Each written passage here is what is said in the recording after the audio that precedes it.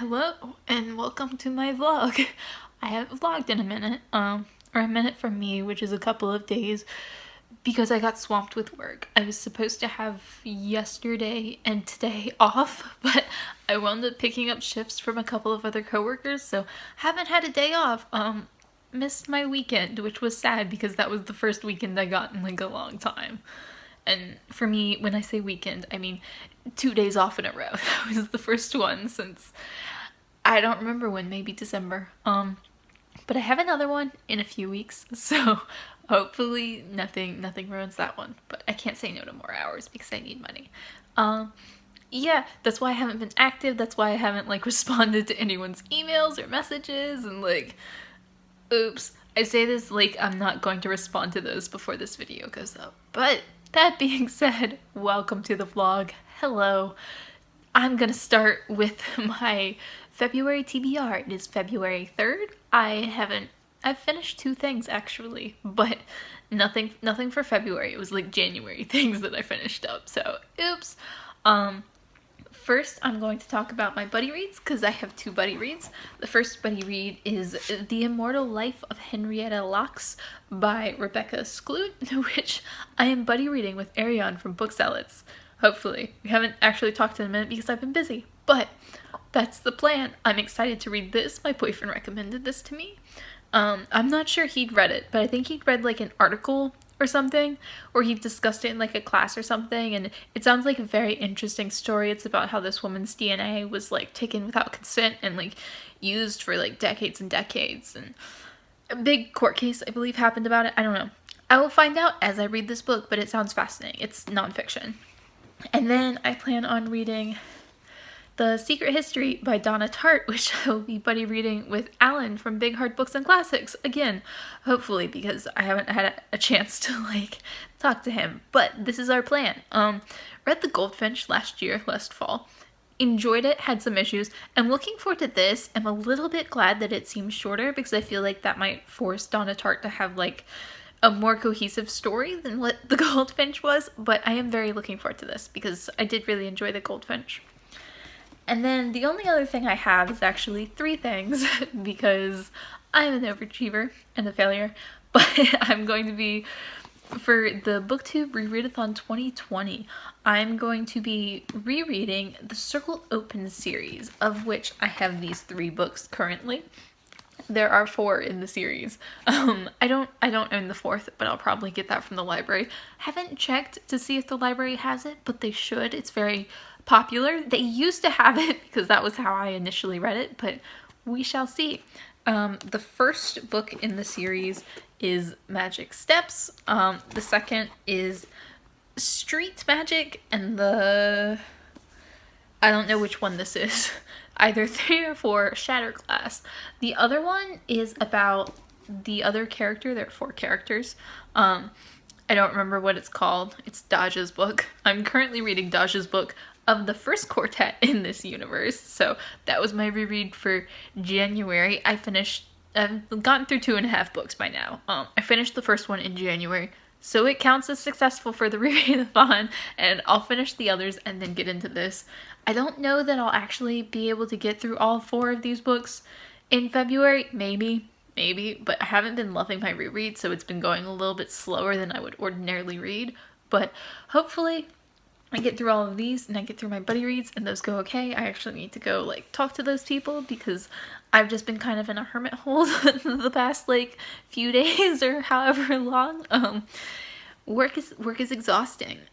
So I need to like get back into the swing of doing things. I finished my audiobook for A Long Way Home by Saru Brierley. I really enjoyed that. I gave that 4 stars. I don't know how much of that was the book itself, but I really enjoyed the narrator's voice. I thought it was a very like pleasant voice, which made the audiobook like really lovely to listen to. So I would recommend listening to it that way if you're interested in the book. I can't really speak for the book itself that much because it does influence quite a bit how I experience it. And I'm currently listening to Harry Potter and the Sorcerer's Stone read by Jim Dale because I've never experienced Harry Potter via audiobook before, and I was kind of interested to see what it was like. So that's going to be my reread of Harry Potter for this year.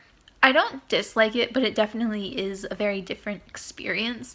And Jim Dale does a little bit over the top sometimes, and I kind of wish he'd take it down, but I understand why some people really love it. It's just, it's weird to listen to, and like, I have such like a strong experience with Harry Potter, and I've reread it so many times, so like all the differences in the way he pronounces things, or in the way he like enunciates things, or like the emphasis he puts on certain words is very different, very like not how I'm used to experiencing Harry Potter, but I do enjoy it. Just ignore literally the worst lighting in existence. I can't bring myself to care right now. I'm about to leave for work, and Mima is being a monster over here. She my monster. But I don't know what I was gonna say. I'm returning this to the library today because it's due. It sucks. Whatever. I'll check it out again, or potentially just buy my own copy because I think it's like $9 with my employee discount. I'm not sure, but this has to go back to the library, which I'm sad about because I did really want to read it, and I still definitely plan to read it shortly. This I'm starting today. Like, Alan has already started it. I think he said the last update I heard from him, he'd read 76 pages. So I need to get going on this and like catch up, and hopefully I can. But the reason I'm actually updating this book and this book are the same length. They're the same length. They're both the same number of pages. I mean, like with a margin of like 30 or something. But like, they're within 30 pages of each other. What the actual crap? Like, this is why I hate books. Like, that's ridiculous. These two books should not be comparative links. Like, why are there no standards in the publishing industry when it comes to sides, or page, or text, or anything? Like, why? Why are these the same length? That doesn't make sense to me. And I hate that it doesn't make sense to me. And I know why they're not, because like, you use thinner pages, you use like smaller font, you use whatever. I don't know, but it makes me a little bit crazy, and I hate it, and I hate it so much. Like, they're the same length. These two books are the same length. Like, I'm not okay with that. This is what I wanted to show you with Leviathan Wakes and Middlesex in like December or something when I read them, or November maybe. But that's what I wanted to show you when I was like, they're the same length, but one is huge and one is small. And like, it's exactly the same situation. This book is like 560 pages, and this book is like 590 pages. And one of them is massive and one of them is tiny. I don't know. Not that this really matters or means anything. I'm gonna be late for work because I'm sitting here talking about how much this makes me crazy, but like, they're the same length. Do you ever just have one of those days where time passes, but you can't really figure out what you did during that time? Because that's kind of where I'm at right now. It's like 5 p.m. I woke up at 9 a.m. this morning, and I don't know what has happened today. I'm like, what did I plan to do today? I plan to read. I have 3 books I'm trying to get through, and I wanted to make progress on at least 2 of them. Did I do that today? No. I am just barely into all 3 of these books. So that still needs to get done. I plan to watch BookTube today. Did I do that? A little. I watched a few videos. I went from being on January 27th to being on January 28th. That's still not fantastic, but like, I did a little. I plan to film videos. Did I do that? 1. I filmed 1 video. Edited that video as well, and that's going to be posted later tonight. But like, that's it. That's all I did today. I didn't cook anything to eat. I didn't like do anything. I didn't watch any TV or any movies. Like, I don't understand where this day has gone. I didn't take a shower today. Like, if I took a shower, at least that could have been like, oh, well, that took some time and like whatever. Like, no, I didn't do anything. And it's like weird, because today was my day off. Like, this was the one day off I got this week. I was only supposed to work 4 days this week, but I picked up a couple extra shifts, so like, I don't know. Yeah, I need to figure out why this has happened so that I can do things in the future and not just like sit here and like accomplish nothing over an entire day. What? Library day again. I've started just stopping by the library on my way to work. Not every day, but like often enough that it's a thing. I have 4 books to return. I read all of them. They were all like in my wrap up. I was just keeping them for my wrap up. I'd already done reviews on all of them, so they can just go, which is nice. And I'm also returning 1 movie that I watched, Lion, which is the movie adaptation for A Long Way Home, which I listened to the audiobook for earlier this month and in January some. So I just wanted to return all of these. I think honestly the book ruined the movie a little bit for me, but whatever. It's still fun. I'm just like glad to be returning these because I'm returning 4 read books and 1 watched movie, and that means I have 4 unread books at home left to read and 1 unwatched movie because I also got ones from the library a minute ago. So this is literally half of what I have checked out from the library, and then hopefully this month I can get through everything else and like have fewer library things now. So I wanted to do kind of an update. I start all of these with so, and I realize that every time when I'm editing these, I'm like, every clip starts with so. I should stop doing that, and then I don't, so I apologize. But so I wanted to do kind of an update on my library goal. I wanted to check out 1 library book per month, or like max of 1 per month, with exceptions for anything that's like very justified. So I apologize for that. It's just a habit and I don't really care. I checked out 3 library books in January and I wanted to kind of like break it down, maybe mostly for myself, but in case you care. My goal was 1 library book per month, like with any exceptions for anything that I could justify, like anything that there was like a reason I was checking it out and I wasn't just picking it up randomly. Of the 3 books I checked out in January, 1 was my January book. That was Heroine by Mindy McGinnis. I knew that. I planned that. That was like an actual like intentional thing. The second thing I checked out was, I don't even remember, Into the Drowning Deep by Mira Grant, who I think is Shauna McGuire, but I'm not 100% sure on that. Anyway, that was the second one. I'm going to count that as my February book. I checked it out in January, but I'm going to count it for February because there's nothing that I actually plan to check out this month. So that is just gonna like be carried over, which isn't ideal. It's not what I want to do. I don't want to be like check out like 5 books now and then just like carry them over the next 5 months. But I do think because that was kind of the latter half of January anyway, and I haven't started it yet, that's just gonna be my February library book. The third thing I checked out was When You See Me by Lisa Gardner. And I'm going to count that as one of my exceptions because I do have exceptions for anything I can justify. Anything that like, there is a solid reason I'm picking up this book. That was a new release. I literally picked it up and read it the day it came out. And it's a new release from an author whose new releases I read every single year.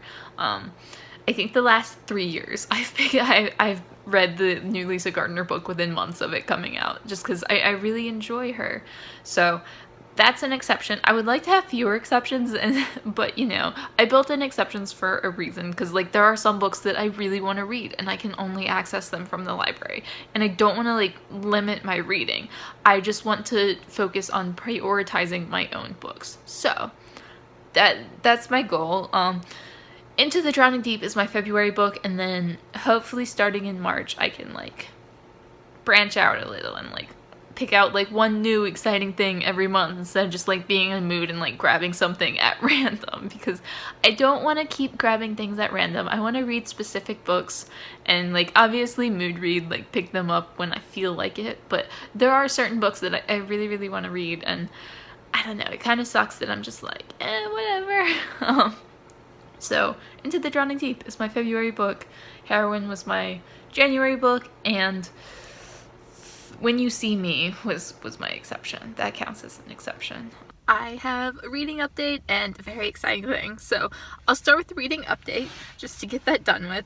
I've basically given up on Briar's book for the time being. Like, not that I've DNF'd it or like won't be reading it, but just until I finish my buddy reads, I'm not going to work on that just because both my buddy reads are kind of dense, kind of long, kind of heavy. Like, I'm liking them both, but they're definitely like, I need to prioritize these, and I don't really have time right now to just sit down and spend a few hours reading a middle grade fantasy, which won't take me much time. I just don't currently have that time. I am making good progress on The Secret History. I'm about halfway through. I think Alan is about the same amount. I just finished book 1, so I am on book 2. Oops, that would be bad. I'm probably not going to prioritize this today, just because I did read like 150 pages last night or some ridiculousness, but I do like it. I like her writing style. It's the same as the Goldfinch. It's just like very, very wordy and very like pretentious, and I like it. Some of the academic stuff is like way over my head because I don't know anything about Greek or the classics, or like when I say classics I mean like Greek classics or like Latin or anything like that, and there's a lot of that in this book, but I do quite enjoy it, and I'm at like the murdery part. They're slipping into evil. I don't know. I never read the back, so like the back is kind of weird, but I do enjoy this one. And the other book that I'm making progress on is The Immortal Life of Henrietta Lacks, which less progress. I'm going to prioritize this today, hopefully get through some. I'd like to get through like another 100 pages maybe, but that might be a big ask. This is kind of science-y, like a little bit more than I was hoping it would be. Rebecca Skloot is apparently like a biologist or something, which is vaguely concerning. I'm not a science-y person, so that does go a little bit over my head. I don't dislike it, and like I definitely do enjoy it. It's definitely worth reading. It's just I'm not a science-y person, and this is kind of a little bit of a science-y book, so interesting. And then the exciting thing, I work at a bookstore, which I might have mentioned a lot, constantly. My coworker's just walking by, like, looking at me talking to myself in the car. Oh, well. I'm in my work parking lot, because I got here early so I could vlog a second. Last night, I was looking at our ARC shelf, because we have a shelf of ARCs that, like, publishers just send us. Not every ARC for everything, but, like, we do have, like, a decent-sized shelf of ARCs that we can just take if we want them, for free. They're just, you take them. You can bring them back if you read them and don't like them, and you can keep them forever. No one cares. But someone's in the car beside me. Why are people active today? It's Saturday, that's why. I don't usually take arts. I haven't taken one before. This is my first, just because I'm trying not to just like grab random books, and there aren't a whole lot that I'm super interested in. I'll probably grab like historical fiction or a thriller or some shit sometime. But I found The Splendid and the Vile by Erik Larson. It comes out in February 25th. That's when it comes out. You can see on the little ARC stamp. The 25th. Today is the 9th, 8th, 7th. I don't know what day it is. It's fairly early in October, in February. So this is Erik Larson's new book, his 2020 release. It's about Churchill. World War II. I don't know. It has ARC written all over it because that's what they do. But I am so excited. This is the first time I've ever gotten an ARC for a new release that I'm excited about. It's actually like before the book comes out. So this is like probably the dopest thing that's ever happened to me.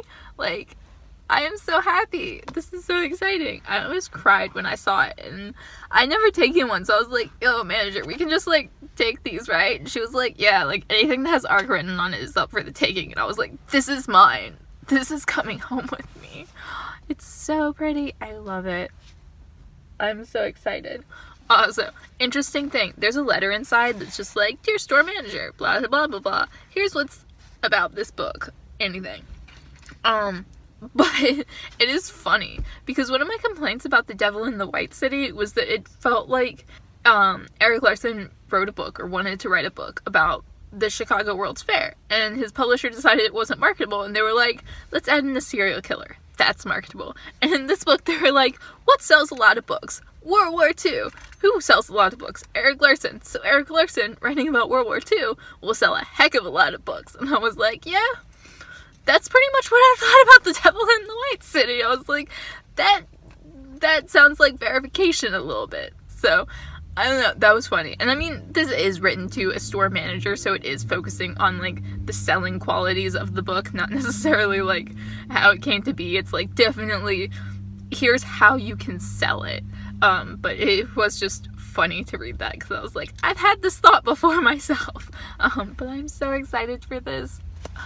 It's so pretty. It's so nice. Like, it's early. I never get ARCs early, and I love my job. I mean, my job sucks sometimes, but I love my job. It's the best job I've ever had, because I got this glorious book. And I want to read it now. Like, I want to drop everything and just read this now, but I can't, because I have buddy reads.